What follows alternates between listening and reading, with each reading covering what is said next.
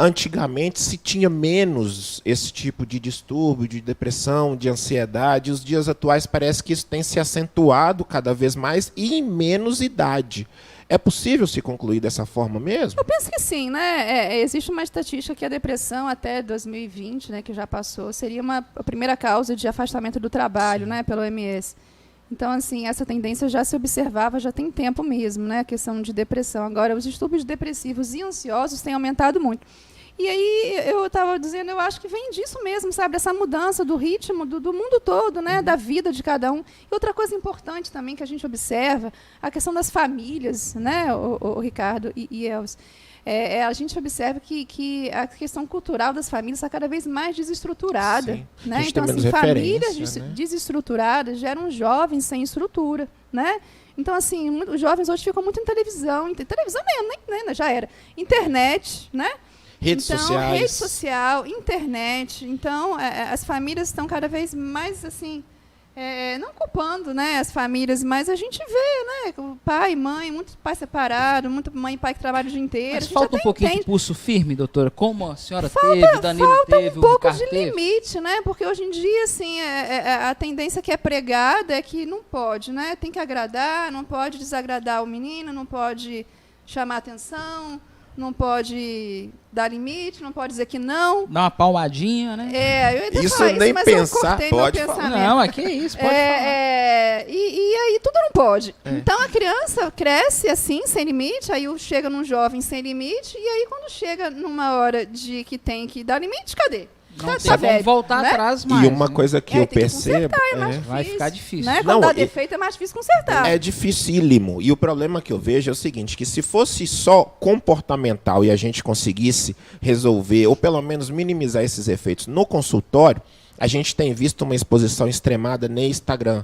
E Instagram, principalmente, tem um cenário de muito sucesso, de status, ostentação, né? De status. E aí a gente vê cada vez mais pessoas sem limite e, via de consequência, sem saber o não, sem saber o efeito da perda, eles se propõem a fazer qualquer coisa para alcançar aquilo que ele idealizou como sendo próprio para ele. Então, se ele não consegue, ele se frustra.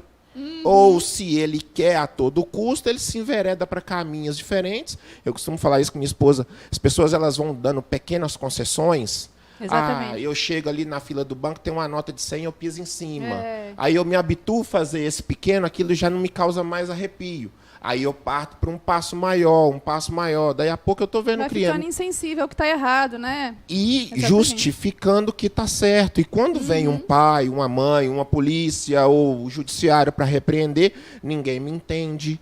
Eu sou vítima e aí as coisas desandam. Isso, assim, se não vem de casa, essa educação, né, gente? A vida vai ensinar. E aí vai ensinar da pior forma, porque vem bastante frustração, a vida não é um mar de rosas, né?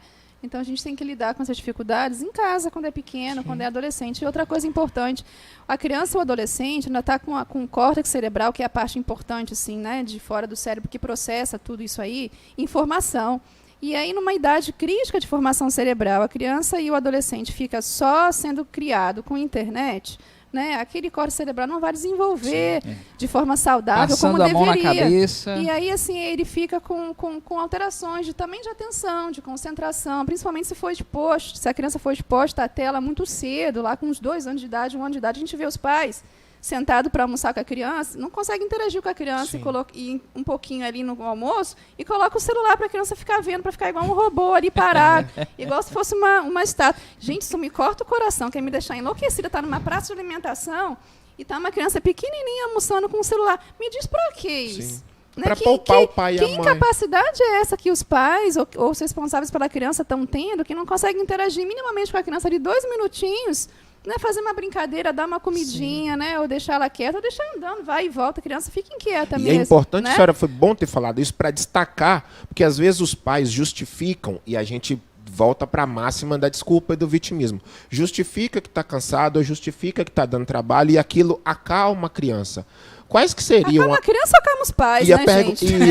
E quais que seriam as consequências, de fato, dessa tela em tenridade para esse desenvolvimento? Exatamente. A criança cresce, primeiro que ela fica realmente viciada na tela. Existem uns vídeos na internet que são acessíveis a todo mundo, que mostram um bebezinho no celular. Aí você tira o celular, ele fica extremamente irritado, fica inquieto, fica agressivo. Você põe o celular de novo, a criança fica igual um anjinho. Isso é vício, gente. Isso é vício porque gera uma dopamina fácil, né? A criança fica dependente, igual um adulto que usa droga.